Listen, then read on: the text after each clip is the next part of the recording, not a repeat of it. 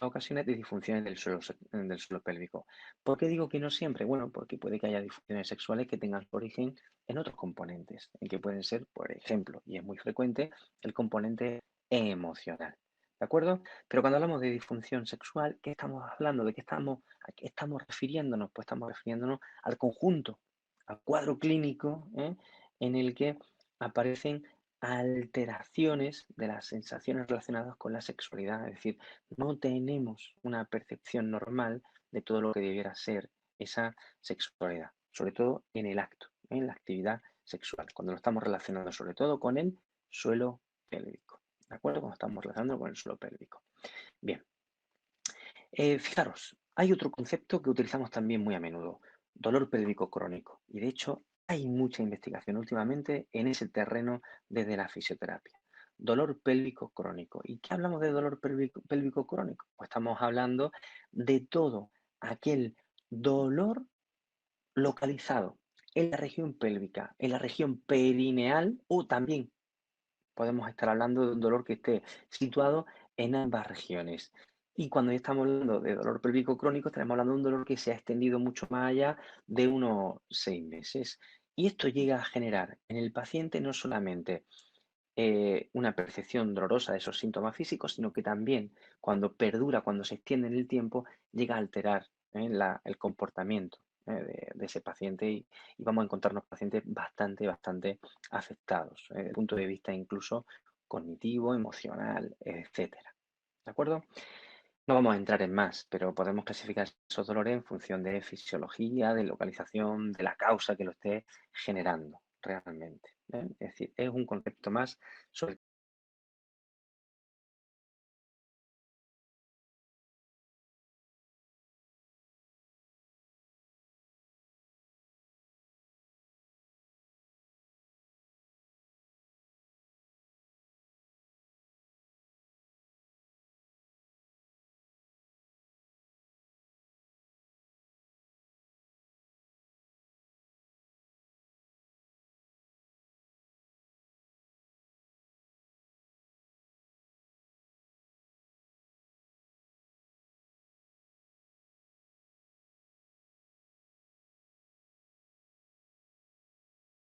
es decir, puede definirse y especificarse muchísimo más. Pero ya que hemos hablado de estas definiciones, cuando yo o cuando ustedes oigan hablar de dispareunia, tenemos automáticamente que localizar esa dispareunia en unos términos. Es decir, cuando yo hablo de dispareunia, por ejemplo, estoy hablando de que es una disfunción del suelo pélvico, tal y como hemos definido anteriormente. Claro. Estamos hablando de una disfunción sexual, claro, está afectando a ese comportamiento, ¿no? ¿Y es un dolor pélvico crónico? Sí, en este caso sí. ¿Todos los dolores pélvicos crónicos son disfunciones sexuales? No. ¿Todas las disfunciones sexuales son dolores? No. ¿Todas las disfunciones del suelo pélvico son disfunciones sexuales? No. Es decir, tenemos que entender claramente cada una de esas definiciones para saber en cada momento dónde nos movemos. Pero, por ejemplo, y concretamente con la dispareunia, que es uno de los cuadros más frecuentes, estamos hablando al mismo tiempo de una disfunción sexual, de una disfunción del suelo pélvico y de un dolor pélvico crónico. Es decir, podríamos encontrar y podríamos llegar a la dispareunia si hacemos una búsqueda bibliográfica desde cualquiera de esas vías. ¿De acuerdo? Muy bien, muy bien.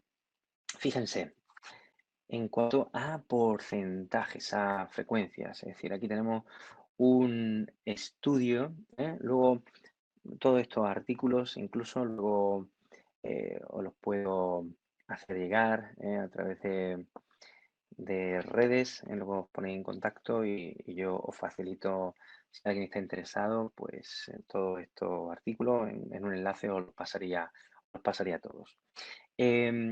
Fijaros, estamos hablando en la actualidad aproximadamente de en torno a un 20% de la población que presenta dispareunia. Antes hemos hablado de un 50% de disfunciones sexuales, pero todas no son dolor, todas no son disfunciones de tipo dispareúnico. Pero dispareunia sola y exclusivamente, fijaros, nos movemos en torno a un porcentaje que puede estar rondando en países como Estados Unidos, con el mismo tipo de costumbres, de hábitos, etcétera, en torno al 20% podrían llegar, ¿no? Pero fijaros, en países como Irán, por ejemplo, podemos llegar incluso al 54%. Es decir, que la dispareunia, que las disfunciones sexuales a veces tienen que ver también con otros componentes, que pueden ser pues de tipo cultural, de tipo religioso, de tipo, en fin, pueden estar interviniendo ahí múltiples factores que hagan que se presenten algunas disfunciones sexuales. Por eso, no siempre nosotros vamos a poder intervenir de una manera sólida y única. A veces necesitamos de la ayuda de otros profesionales, ¿no?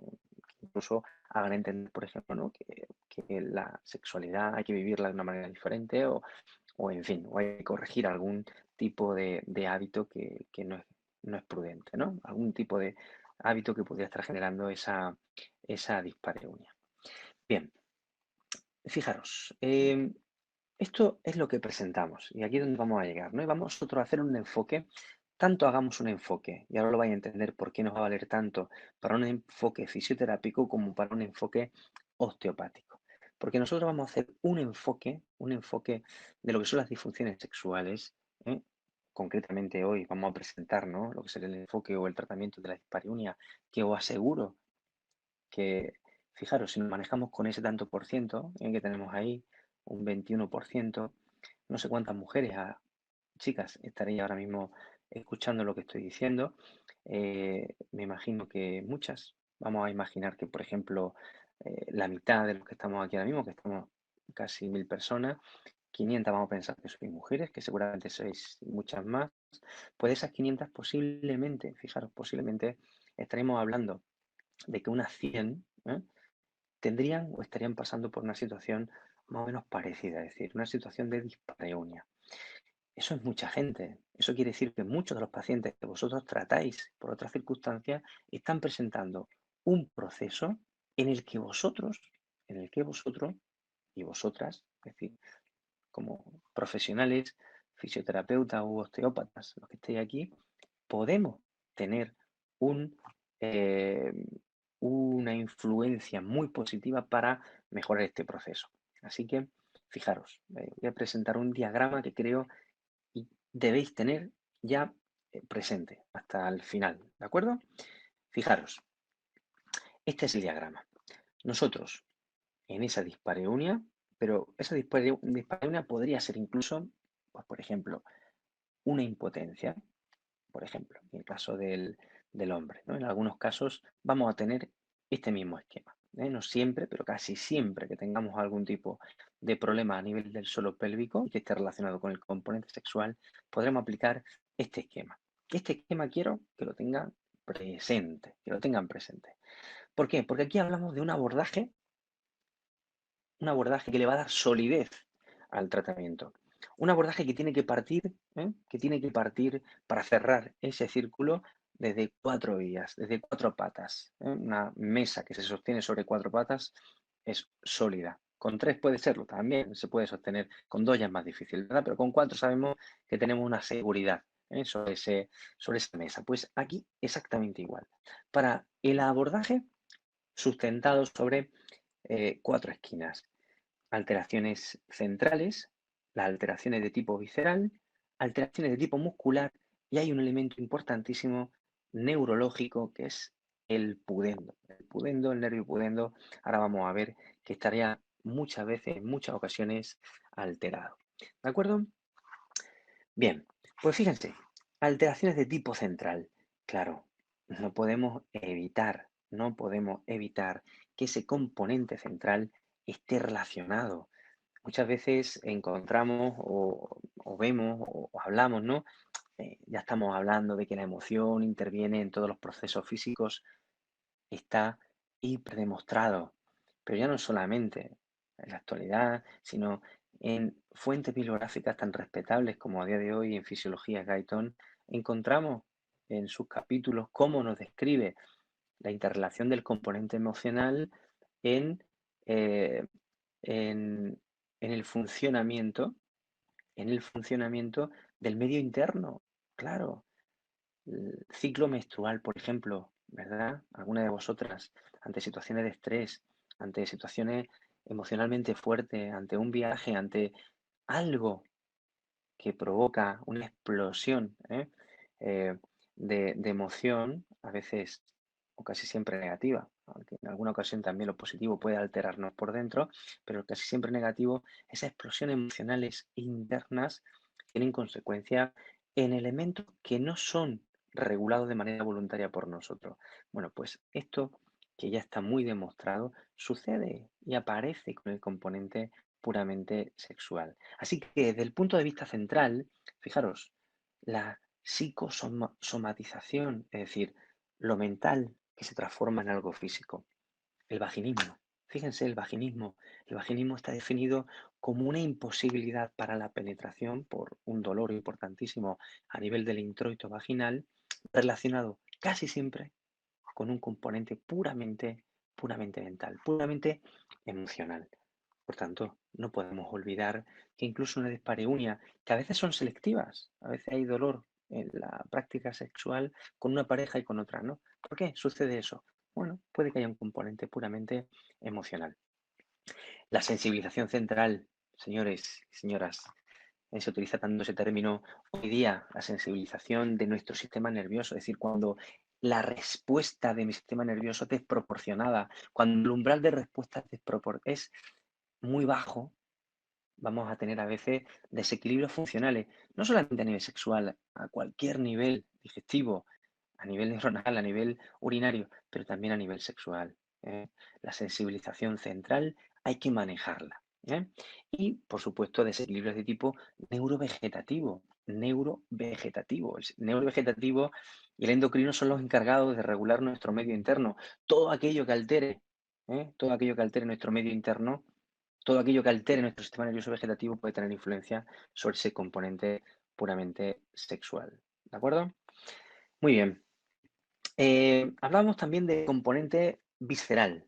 ¿Pueden las vísceras estar relacionadas con...? Sí, pueden. Y nos lo dice. Y por ahí coloco algunos artículos, ¿no? Soportando pues esas propuestas, ¿no? que hacemos. El colon, el colon, el útero, evidentemente, los ovarios, el recto, la vejiga, que tiene una relación estrechísima con la vagina. Todos estos elementos, cuando están disfuncionales, cuando estructuralmente no están bien situados en el espacio, cuando están enfermos, cuando están lesionados, cuando tienen dolor o cuando tienen un proceso inflamatorio, pueden conllevar la aparición de alteraciones de tipo sexual. Claro, perfectamente, perfectamente. Y de hecho sucede en muchas ocasiones. Hemos hablado también del pudendo, ¿verdad que sí? Hemos hablado de ese nervio pudendo. El nervio pudendo es o procede, ¿no? del plexo sacro, procede de los niveles S2, S3, S4 y lleva, fíjense, es un nervio muy importante porque lleva fibras motoras para músculos de la región perineal, del suelo pélvico. Llevan fibras sensitivas porque recoge sensaciones pues normales, ¿no? Del tacto, del dolor, mecánicas, todo eso lo recogen. Pero luego tiene también fibras de sensibilidad especial. Ojo, ¿relacionadas con qué? Con el componente puramente sexual. Es decir, fibras que proceden del glande, en el caso del hombre, que proceden del clítoris, en el caso de la mujer, de los labios mayores, de los labios menores. Es decir, toda la sensación, toda la sensación de placer sexual procede o viaja a través de ese pudendo. Pero además, también tenemos fibras de tipo vegetativo, parasimpáticas y ortosimpáticas. Fibras para y fibras ortosimpáticas del sistema nervioso vegetativo. Claro, todo se vehiculiza por ese nervio. ¿Y ese nervio qué le puede pasar? Pues ese nervio en muchas ocasiones va a sufrir procesos de compresión, atrapamiento. Y hablamos muchas veces de la neuralgia del pudendo, dolor relacionado con el pudendo. Pero aparte del dolor, que sería una de las posibilidades porque tiene fibras sensitivas, fibras nociceptivas, claro, puede generarme dolor, pero puede generarme otros muchos síntomas, como pueden ser los relacionados con el componente sexual, la alteración del placer, alteración, fíjense, de la, de la erección en el caso del hombre y de la mujer, pero en el caso del hombre mucho más funcional, claro que sí. Eh, Alteración de la contracción de la musculatura del suelo pélvico. Es decir, el nervio pudendo hay que cuidarlo, hay que mimarlo y hay que evaluarlo y tratarlo cuando tenemos y sufrimos disfunciones sexuales. Me atrevería a decir que en la mayoría de procesos el nervio pudendo tiene algo que decir. No quiero decir que sea el único responsable, pero seguramente tenga algo que decir. Hay actividades como montar en bici, montar en caballo, estar mucho tiempo sentado, los partos, Eh, los embarazos en sí mismos, también la debilidad del suelo pélvico, que pueden conllevar la aparición de atrapamientos de ese suelo, de ese nervio pudendo. Así que mucho cuidado, mucho cuidadito con este nervio pudendo. Bien, bueno, ahí tenemos también algo de soporte a nivel bibliográfico para que vean que esto todo está sostenido desde esa perspectiva. Y por último, algo que además, es decir, soy especialista en síndrome del dolor miofascial, en tratamiento invasivo por medio de punción seca y electrolisis, neuromodulación, etcétera, ¿no? Y entonces esto es algo también que a mí me apasiona. Es decir, en todo el componente, todo el organismo, creo que la musculatura siempre va a estar relativamente presente, a veces muy mucho, a veces de una manera principal, protagonista y a veces de una manera accesoria, secundaria, pero la musculatura y sus puntos gatillos miofasciales van a estar por ahí. A veces lo que nos encontramos en un dolor pélvico crónico, a veces lo que nos encontramos en un dolor pélvico crónico no son más que puntos gatillos en musculatura, o bien del suelo pélvico, o bien de la región abdominal, o bien de la región del miembro inferior, sobre todo la zona del muslo, que van a darme dolor referido hacia la zona. Fíjense, el aductor mayor. El aductor mayor, cuando presenta puntos gatillo, da dolor a nivel pélvico, dando la sensación de un dolor profundo, rectal, por ejemplo, o el obturador interno, que nos da dolor coxígeo, o la musculatura del suelo pélvico puramente o explícitamente, ¿no? Concretamente, que también va a dar dolor a ese nivel. Así que vamos a tenerlo muy presente en ese sentido, ¿vale? Muy presente. Bien, tenemos además de lo que sería ese, bueno, en cuanto al síndrome miofacial, es decir, y partiendo, ¿no?, de todo este esquema que hemos planteado, tenemos que hacer un abordaje que sea, que sea o que esté basado realmente eh, en una, en una práctica, en una práctica eh, digamos, coherente. Y la coherencia es fundamental. Y en la coherencia todo tiene que encajar, ¿de acuerdo? Para yo hacer un buen abordaje, para hacer un buen abordaje, yo tengo que tener no, abordaje osteopático, repito, tenemos osteopático porque hemos, la charla partida de ese nombre, pero no sirve exactamente igual para lo que sería un abordaje clínico desde la fisioterapia, ¿de acuerdo? Una buena anamnesis, fundamental siempre, para entender si ese paciente encaja o no encaja dentro de lo que sería una disfunción desde la perspectiva física, ¿no?, en algunos de los componentes que hemos hablado anteriormente. Después de la anamnesis, una buena evaluación, un diagnóstico diferencial para descartar que el paciente tenga algún tipo de problema que no pudiéramos abordar, que fuera una contraindicación, y finalmente un tratamiento. Eh, necesariamente, eh, mm, tenemos que hacer un una integración de todo lo que escuchamos del paciente, es decir, esa anamnesis, para planificar bien el tratamiento. Lo que le ocurre al paciente, lo que encontramos en esa anamnesis primera, es que son pacientes normalmente, pacientes normalmente que tienen que están, perdón, ahí. Son pacientes que tienen en sus espaldas visitas continuadas a muchos especialistas diferentes, ginecólogos, sexólogos, otros fisioterapeutas, eh, chamanes, no lo sé. Es decir, han pasado muchas veces por muchos especialistas y normalmente vemos al paciente cuando ha pasado mucho tiempo, cuando ha pasado mucho tiempo. ¿Qué quiere decir eso? Bueno, el tratamiento posiblemente sea un poco más lento cuando hacemos un abordaje, pero además el paciente parte de una situación emocional normalmente más deprimida, más baja. Es decir, tendremos que contar también con nuestras habilidades desde el punto de vista de la dialéctica, para tratar de transmitirle calma, confianza, en que nosotros podemos ayudar. Nosotros podemos ayudar. Bien, bueno, pues no vamos a pararnos, bueno, sí, en alguna cosita más, vamos a pararnos simplemente. Quiero mostrar que es muy importante siempre que hacemos un tratamiento y siempre le insisto a mis alumnos, tanto en la Universidad de Jaén, a mis futuros fisioterapeutas, les insisto siempre en lo mismo, diagnóstico, diagnóstico, evaluación. Perdamos el tiempo en el diagnóstico. En osteopatía es esto algo más conocido, es decir, la osteopatía se basa normalmente en el proceso de diagnóstico, es lo más importante, ¿no? Entonces ahí está un poco más asumido, pero tanto de una perspectiva como desde la otra, evaluación, diagnóstico. Siempre digo una cosa, el tiempo invertido en diagnóstico es el tiempo mejor invertido en nuestro trabajo. El mejor invertido. Puedo pasarme la sesión primera entera con el diagnóstico y hacer muy poco de aplicación terapéutica de tratamiento, pero sin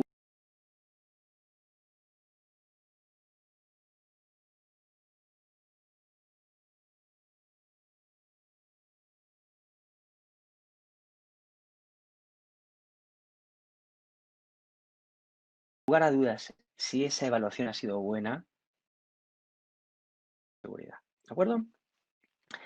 Bien, importantísimo, pues bueno, todo lo que son los puntos, ¿no?, relacionados con lo que sería la evaluación a nivel de una disfunción sexual. Tendremos que evaluar el suelo pélvico, la observación, la exploración neurológica, igual que vamos a tener una exploración neurológica en la rodilla, en una cadera, en un hombro, tendremos que tenerla también a nivel de la región perineal, tanto en hombres como en mujeres. La exploración interna, que en este caso hay que hacerla también, y la exploración desde una perspectiva un tanto más muscular, tanto del plano superficial como del plano profundo. Evaluación del nervio pudendo en las zonas donde posiblemente más se pueda atrapar, que son la zona de la espina y la zona del canal de Alcock. Son las zonas donde con más frecuencia se viene atrapando ese nervio pudendo. En base a todo esto, en base a todo esto, ¿qué hacemos? Fíjense, no olvidamos ese diagrama, esas cuatro patas sobre las que sostenemos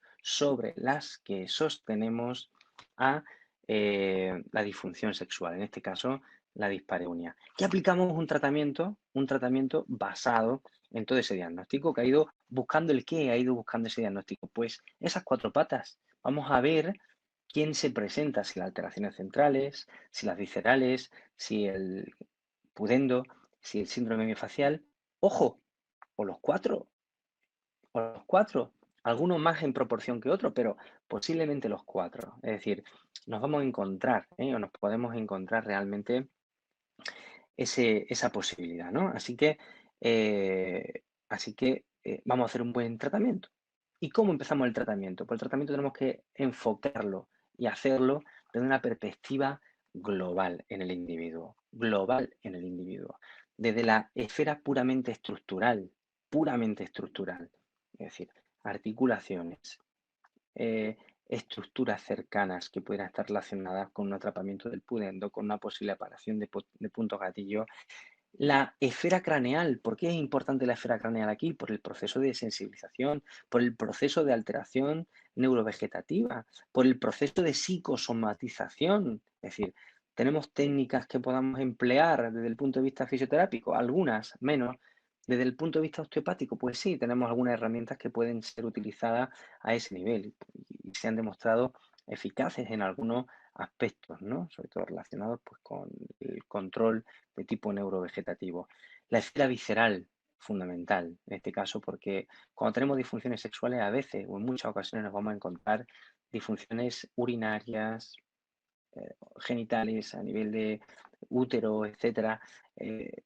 Podemos encontrarnos el colon, hemos dicho, es decir, por ejemplo, en pacientes con Crohn, con colitis ulcerosa, en muchas ocasiones vamos a encontrar disfunciones de tipo sexual. La fibromialgia, Una de las principales características de la fibromialgia precisamente son las disfunciones sexuales. Una de las características principales para definir que estamos ante un paciente con fibromialgia. Y por último, el abordaje muscular para completar el abordaje facial, que es lo que al final conecta toda nuestra estructura, todas nuestras vísceras, todo nuestro sistema membranoso. Es decir, hay que actuar sobre ese sistema miofascial. ¿De acuerdo? Bien. Yo creo, sí, yo creo que me he ajustado más o menos al tiempo que me pidieron que me ajustara. Em, que era más o menos una media horita, ¿verdad? Y a partir de ahora, lo que vamos a hacer es, pues bueno, responder, voy a esperar a que me pasen ahora unas preguntitas y vamos a responder a preguntas. Me disculpan que tengo que mirar todo eso porque me han pedido que lo haga por el chat. Y cuando me digan, ahora yo ya empezaré a ver, a ver. Vamos a dejar la presentación en la primera. Si mis amigos de Fisiolab me pueden colocar la primera, no tengo que estar yo pasándola. La dejamos ahí en la primera para yo orientarme directamente. Vale, muy bien. Vamos a ver. Dice o pregunta Agustín Morales, al utilizar dispositivos térmicos cambia igual la relación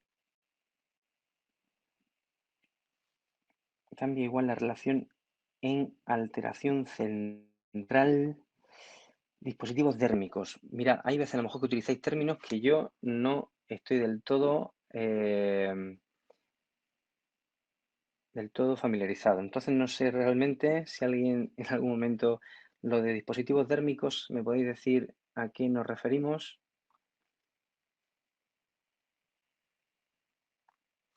Si alguien me dice o por ahí alguien me puede comentar.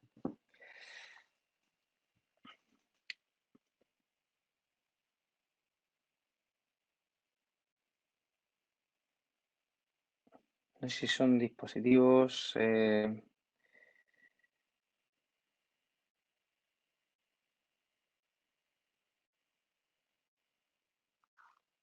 Bueno, si me podéis contestar.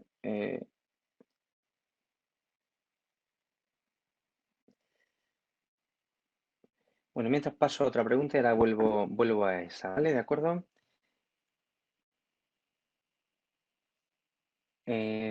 Antonia Torres, ahora vuelvo a la de Agustín, ¿vale? Cuando me digan, Antonia Torres dice, ¿cómo podría presentarse un atrapamiento del nervio pudendo? Muy bien, Antonia. Bien,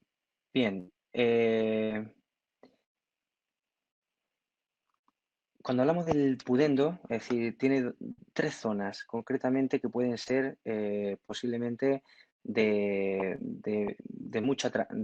más fácilmente atrapamiento. El primero sería en relación al piramidal. El pudendo sale de la pelvis primero entre el músculo piramidal y el músculo coxígeo, ¿de acuerdo? Entonces, en esa zona es donde se presenta la primera posibilidad de atrapamiento. Luego tenemos otra siguiente en la zona de la espina ciática en relación a lo que sería el ligamento sacrociático menor, en la que también, sobre todo, ese sería mucho de posible contacto en la zona, en algunas posiciones de sentado, de acostado, etcétera, en la que también se va a atrapar. Y el último sería el canal de Alcock. El canal de Alcock lo forma la aponeurosis, la fascia del obturador interno. Un repliegue de ese obturador interno y junto con la parte ósea interna del isquión se forma ese canal. La zona de máximo atrapamiento es el canal de Alcock. Así que ahí es donde se podría atrapar. Hay elementos que nos ayudan a evaluarlo. Desde el punto de vista de la medicina se hace con una electromiografía, te dice dónde está atrapado, y nosotros tenemos una serie de herramientas que nos permiten evaluar si existe ese atrapamiento. ¿Cómo lo evaluamos el nervio pudendo? Pues igual que cualquier otro nervio. reflejos que tenemos, por ejemplo, el clitoriano, el anal, etcétera.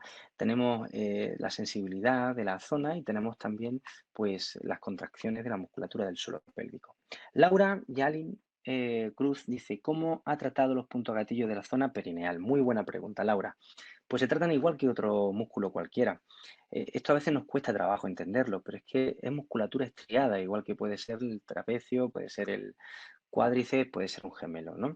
Lo único que están en una zona, pues, que es pues, algo más íntima, pero tenemos que perderle un poco la vergüenza a esa situación.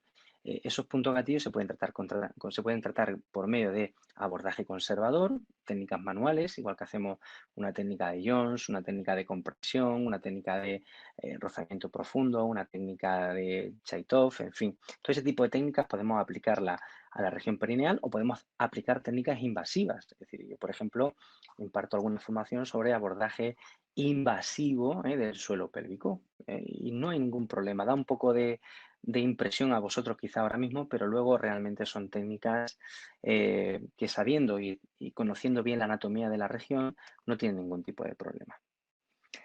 Doctor David Vallejo me dice, ¿la coxigodinia influye en este tipo de disfunciones? Bueno, la coxigodinia como tal es un cuadro clínico que nos está diciendo que hay dolor, ¿no?, en la región coxígea. Puede ser postraumática, puede ser postural, en fin, puede tener distintos orígenes, ¿no? Puede ser incluso de tipo, perdón, ay, que he perdido la conexión, perdón. Puede ser distintos tipos. Entonces, la coxigodinia como tal, cuando es traumática o posicional, puede estar condicionando, pues, por ejemplo, un desequilibrio en la musculatura profunda, sobre todo del suelo pélvico, que tiene inserción en el coxis. Por tanto, en algunas ocasiones encontramos de manera simultánea, disfunciones sexuales y coxigodinias. Pueden estar interrelacionados, presentarse de manera simultánea. De hecho, hay incluso algunos puntos gatillo, como por ejemplo el del obturador interno, que es muy interesante. El obturador interno genera dolor coxígeo por su zona de referencia de dolor, pero también el obturador interno, al tensarse, genera tensión sobre la aponeurosis que da lugar a la formación del canal de Alco, dando lugar también a la aparición de una neuropatía.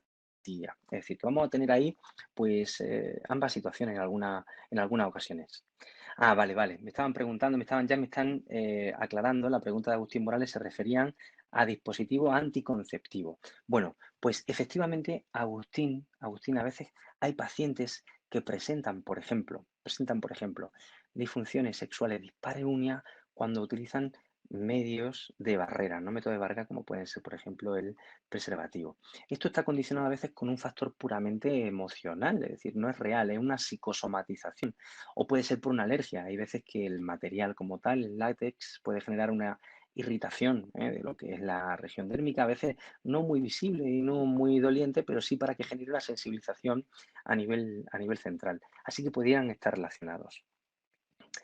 Mayra Jocelyn de la Rosa dice, ¿una dispareunia puede causar un vaginismo? Bien, buena pregunta también. Para aclarar, una dispareunia es una dispareunia, un vaginismo es un vaginismo. Una dispareunia hay dolor en la penetración, pero la penetración es posible. Es posible. A veces es muy complicada, pero es posible. El vaginismo es un espasmo tan importante de la musculatura del suelo pélvico que impide, incluso hace imposible en muchas ocasiones la penetración. Y el vaginismo casi siempre tiene un componente puramente emocional, puramente puede aparecer después de algunos traumas emocionales relacionados o no con el componente sexual, pero pueden estar relacionados con ese tipo de factores. Yasif Montserrat Álvarez dice, ¿hay alguna escala de valoración para valorar este tipo de pacientes? Bueno, hay escalas que miden el grado de afectación a dispareunia. Luego, dependiendo de la patología, Yasif, dependiendo de la patología, hay unas escalas o hay otra. Hay una escala, por ejemplo, la de Oxford, que nos sirve para evaluar la potencia de contracción del suelo pélvico, es decir, la fuerza de la musculatura del suelo pélvico. Eso se puede aplicar a cualquier disfunción, es decir, independientemente de cuál sea el origen. Pero luego, dependiendo de cuál sea la disfunción concreta, tendremos unas escalas u otras. Hay escalas de salud sexual, las hay, eso también, a nivel general. Pero luego, específicamente, para cada disfunción tenemos algunas con las que nos manejamos. Perla, dice Martínez, dice referente al vaginismo, ¿la epilepsia puede ser un factor desencadenante de esta disfunción? Podría ser. No tengo el sostén ahora mismo de evidencia científica para poder responder con toda la fiabilidad del mundo, pero por el tipo de proceso, además que es un tipo de proceso central, pudiera tener mucho que ver con la aparición, por ejemplo, de un componente de psicosomatización y de aparición de ese vaginismo, ¿eh? El vaginismo requiere o puede necesitarnos a nosotros en algún momento determinado, pero requiere sobre todo de un abordaje por medio de profesionales de la psicología, ¿eh? Ahí son fundamentales. Dice César Augusto, dice, ¿qué tal son los ejercicios de Kegel según su experiencia? Bueno, pues esto es como todo, ¿no? Es decir, la ciencia evoluciona, los ejercicios de Kegel eh, están propuestos desde hace muchísimo tiempo y lo que hay hoy día son pues variantes, ¿no? Y existen otros tipos de métodos, por ejemplo, el biofeedback, que suele tener mucha efectividad, pero a pesar de ello, bueno, yo sigo recomendando en muchas ocasiones la práctica de algunas de las variantes de los ejercicios de Kegel, ¿eh? Hay autores que, por ejemplo, proponen el trabajo con conos, que eso ya es mucho más específico, ¿no? Estaría ya dentro de la disciplina, ¿no? De la fisioterapia y lo utilizamos, pero también hay algunos autores, y hay por ahí algún estudio piloto, si lo buscáis con las bolas chinas, ¿eh? Es un artilugio utilizado en la sexualidad, es decir, de la pareja, un juguete erótico, pero que también tiene, eh, según este estudio piloto, pues un efecto aparentemente positivo sobre, por ejemplo, el fortalecimiento, ¿no? O en la normalización de la musculatura del suelo pélvico. Tendría efectos beneficiosos, por ejemplo, en incontinencias urinarias, ¿no? Relacionadas con esa debilidad. Dice Eva Erendira, dice, en la parte de la valoración en vulvodinia, el paciente no aguanta ningún tipo de contacto. ¿Cómo se evaluaría, trataría si el dolor no lo permite? Bueno, la vulvodinia realmente sería dolor en la región vulvar, es decir, un término muy general. De hecho, a veces engloba lo que podría ser el vaginismo y la dispareunia, incluso en alguna ocasión, ¿vale? Hay veces que hay mucha sensibilidad, mucha sensibilidad. Yo he tenido situaciones a veces en las que, como todos sabéis, una exploración por vía vaginal se tiene que hacer con dos dedos, índice y medio, y hay veces que en las que no he podido acceder con dos dedos y tengo que hacerlo con uno solo. Tal era el espasmo, la contracción y el dolor en la que era muy complicado. Pero para eso tenemos que utilizar, pues bueno, herramientas de relajación previa en la zona, y si no se pueden hacer técnicas internas, se hacen externas. Incluso puede que el dolor sea vulvar puramente, muy externo, y habría que hacerlo pues con métodos mucho más conservadores, de menos contacto, de contacto mucho más flojo, más tenue, ¿no? Si cabe. Marcela Ivón dice, está muy de moda ahora lo de los elementos intracavitarios para diatermia, sí. Bien, yo personalmente como asistencial no tengo experiencia, no lo he utilizado, pero sé de compañeras, sobre todo, que lo han utilizado.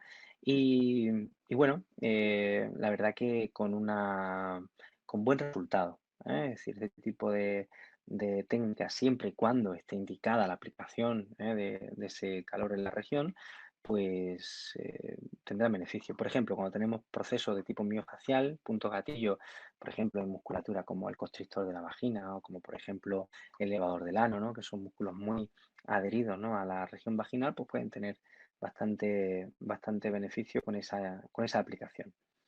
María Favela Novales dice, ¿la dispareunia se presenta durante la relación o puede ser al término? Muy buena pregunta, María Favela. ¿Puede ser durante o después? Pues mira, la dispareunia puede ser antes, durante o después, o las tres cosas, ¿eh? O dos de ellas. Hay gente que tiene dolor antes y fíjense, digan, eso es porque es emocional. No, tiene una explicación muy, muy razonable. Cuando la dispareunia, por ejemplo, se debe a un atrapamiento del nervio pudendo, piensen que la excitación previa, que a veces es imaginativa, a veces visual, o por tacto, da igual, pero conlleva una serie de eferencias vegetativas por medio del parasimpático hasta la región. Cuando tenemos un atrapamiento, puede que estén sensibilizadas esas fibras y que la eferencia parasimpática de esa excitación esté generándome la aparición de síntomas de tipo doloroso. Puede ser antes, durante o después. JD dice, ¿hay escalas para valorar la salud sexual o actividad sexual en pacientes con discapacidad? Pues sí, sé que hay, por ejemplo, en paraplegias, sí que hay algunas escalas en las que incluyen, por ejemplo, el componente sexual. No tengo excesiva experiencia en ese terreno, pero sé que existen. Es decir, eso no tenéis más que meteros en algún buscador, en PubMed, Scopus, en alguno de esos, y seguro que encontráis rápidamente alguna escala relacionada con ellos, ¿eh? No os puedo dar datos más concretos sobre ese tema porque no es el más específico mío, pero sí que los hay, JD, ¿eh? Sí que hay. Catalina Arancibia dice, en tu abordaje común realizas técnicas osteopáticas en cabeza para liberar fascia y cadenas musculares. Utilizo técnicas craneales, claro. Es decir, yo hago un abordaje, yo no puedo separar, yo soy fisioterapeuta primero, soy osteópata después, ¿eh? Y yo no puedo separar mi perfil, porque mi perfil al final es un abordaje muy común de todo, ¿no? Pero es verdad que si concibo, creo, veo, ¿no? Que el paciente tiene un componente de tipo central, una sensibilización, una alteración neurovegetativa, ¿no? Tengo que hacer un abordaje de tipo craneal y tenemos técnicas destinadas, pues bueno, a estimular, a normalizar a nivel membranoso regiones, ¿no? De la zona de la cabeza, ¿no? Entonces, bueno, sí, yo trabajo con ellos, ¿eh? Y de hecho no me faltan nunca ese tipo de técnicas. No es la principal, evidentemente, casi nunca, pero sí es una técnica bastante utilizada. Carolina me dice, cuando hay disfunción de útero en retroversión o lateralización del conducto vaginal, ¿cuál es mejor abordaje? Dice Carolina, repito, es que no entiendo muy bien la pregunta. Dice, cuando hay disfunción de útero en retroversión o lateralización del conducto vaginal, bueno, me imagino, creo que lo que está preguntando es que cuando hay una disfunción del útero en alguna malposición, ¿cuál es el mejor abordaje? Pues el mejor abordaje, es decir, si yo quiero corregir una disfunción a nivel uterina, sin lugar a dudas tenemos técnicas externas, pero las técnicas externas son bastante menos eficaces que las técnicas internas. Tengo que tener un contacto con el cuello uterino para poder hacer una buena manipulación, un buen abordaje manual de lo que sería el útero. Así que tendré que hacer un abordaje interno y trabajar sobre ese útero.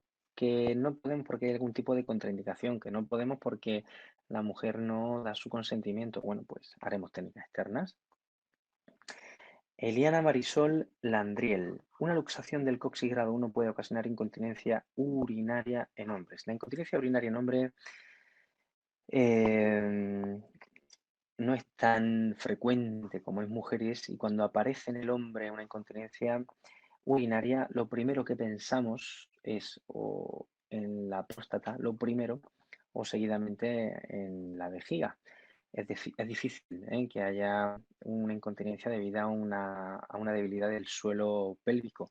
¿Por qué? Porque normalmente el constrictor, a nivel de la uretra está dentro de lo que sería, sobre todo, la glándula prostática y tendríamos una afectación de la próstata realmente para tener una afectación de esa continencia urinaria.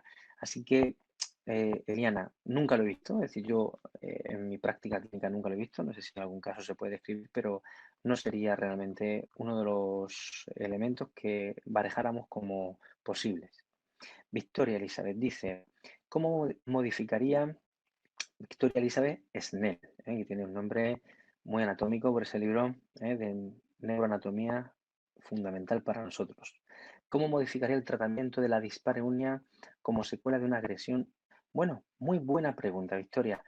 Yo en mis cursos siempre hago referencia y recuerdo y hablo de una paciente que llegó a mi consulta con un problema del suelo pélvico, dolor inguinal, y después de varias sesiones que no mejoraba, volví a realizar la anamnesis, que no la había hecho bien, posiblemente, y conseguimos deducir que es que un año atrás había sufrido una agresión.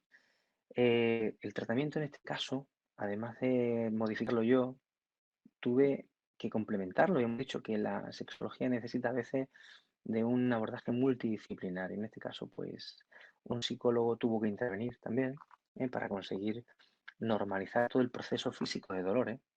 Entonces, hay veces que uno puede considerar, uno y una, no digo solamente en relación, ¿no?, a lo que es la agresión sexual, sino en muchos aspectos vitales, en que estamos bien, que hemos superado algún tipo de trauma, ¿no?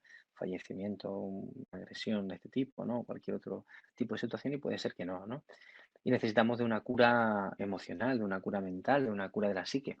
Y en esas ocasiones creo que sería necesario evaluar por medio de un especialista de la psicología y si considera que no hay nada que hacer, pues nosotros reconsideramos y haríamos tratamientos pues mucho más encaminados a abordar ese proceso. Posiblemente yo, en mi caso, eliminaría todo lo que son técnicas internas para eliminar ese componente, ¿no?, que pudiera recordarle, ¿no?, a aquella agresión y basarme pues más en técnicas externas, craneales, faciales, todo lo que pudiera hacer. Norma dice, ¿cómo aborda los agentes físicos para este tipo de disfunciones? Eh, no entiendo la pregunta del todo, Norma. ¿Cómo abordo los agentes físicos o cómo los uso los agentes físicos? Me imagino, ¿no? Calor, electricidad y demás, ¿no? Me imagino, ¿no? Eh, yo soy muy manual, yo utilizo pocos dispositivos. Realmente yo utilizo electrolisis, y neuromodulación en lo que utilizo. Y, por ejemplo, un aparato que realmente utilizo muy a menudo es el abordaje del nervio pudendo por medio de técnicas invasivas con neuromodulación. Es decir, no sé hasta qué punto allá en México hasta ahora está extendido ese tipo de técnicas. Aquí son muy frecuentes, cada vez más emergentes y indispensables en nuestro abordaje fisioterápico en este caso. Y lo que hago es colocar unas agujas a lo largo del camino del recorrido del pudendo y estimulo con unas corrientes determinadas, ¿no? ¿Buscando el qué? Buscando pues una normalización de ese nervio desde la estimulación para que a nivel central la sensibilización se rebaje y consigamos, pues bueno, una buena respuesta neuronal por medio del pudendo. Elizabeth dice, ¿la debilidad del suelo pélvico ayuda a la electroterapia para mejorar? Sí, claro, claro. En la debilidad del suelo pélvico yo no lo utilizo porque yo utilizo otros medios manuales y por medio de terapia activa, pero sin lugar a duda la electroterapia por medio de sondas, sobre todo, se utiliza para el trabajo de fortalecimiento, de reducción del dolor, e incluso de estimulación para como biofeedback para, por ejemplo, reeducar en caso de suelos pélvicos débiles e incontinencias urinarias, ¿eh? Por supuesto que sí. Laura Yalín Cruz dice, ¿qué tanto influyen los hipopresivos en la mejoría de las disfunciones? Ah, espectacular, muy bien. Laura, son fundamentales. Es decir, yo derivo a muchos y muchas, sobre todo de mis pacientes, a que hagan ejercicio de hipopresivos. Son fundamentales. Hemos hablado que uno de las patas que sustentaban esos problemas eran las disfunciones viscerales. Y para que mis vísceras estén bien situadas necesito de un equilibrio de las paredes, de la cavidad abdominal. Necesito fortalecer nuestro abdomen, necesitamos fortalecer sobre todo el transverso del abdomen y para eso pues un buen trabajo es por medio de los hipopresivos. Los hipopresivos se constituyen en caso de disfunciones tanto ginecológicas como disfunciones de tipo, bueno, disfunciones uroginecológicas como disfunciones de tipo sexual, se constituyen como un elemento para mí fundamental. Elizabeth Nájera dice, ¿la endometriosis se puede tratar con terapia visceral y cuánto mejora? Bien, cuidado con la endometriosis porque nosotros en terapia manual la consideramos incluso como una contraindicación relativa. Hay que tener mucho cuidado con este tipo de procesos. ¿Qué es lo que haría yo con la endometriosis? Pues trataría sobre todo el eje hipotalámico hipofisiario ovárico, ¿no? Haría técnicas sobre todo de tipo craneal, haría técnicas un poco más a distancia, pero sin lugar a dudas haría un abordaje. Claro que sí, Elizabeth. ¿La hiperlordosis lumbar condiciona o podría generar? Sí, sí, sí, sí, sí. Estructural, estaremos hablando de la estructura en este caso. María Favela dice, ¿la hiperlordosis lumbar condiciona o podría generar dispareunia? Sí, claro que sí podría. La dispareunia puede estar relacionada con alteraciones puramente estructurales, ¿no? Con el componente miofacial, con el componente neural, ¿no? Fijaros, por ejemplo, que cuando el sacro está más horizontalizado, las láminas sacrouterinas van a estar mucho más tensas, van a generar una malposición al útero. Pueden generar, por tanto, una disfunción de tipo sexual. Podemos también tener, en caso de una hiperlordosis lumbar, pues un trastorno, por ejemplo, de tensión de los ligamentos lumbo-ováricos que se insertan en L3. Por tanto, podríamos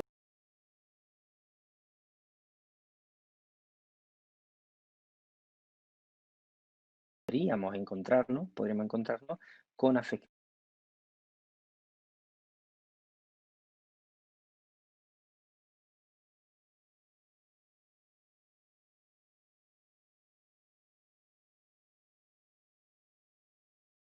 sexual, mantener también una buena secreción de todo lo que sería las glándulas a nivel vaginal y por tanto, bueno, hay sustitutivos que pueden ayudar a mantener una buena función sexual, pero sin lugar a dudas la menopausia afecta.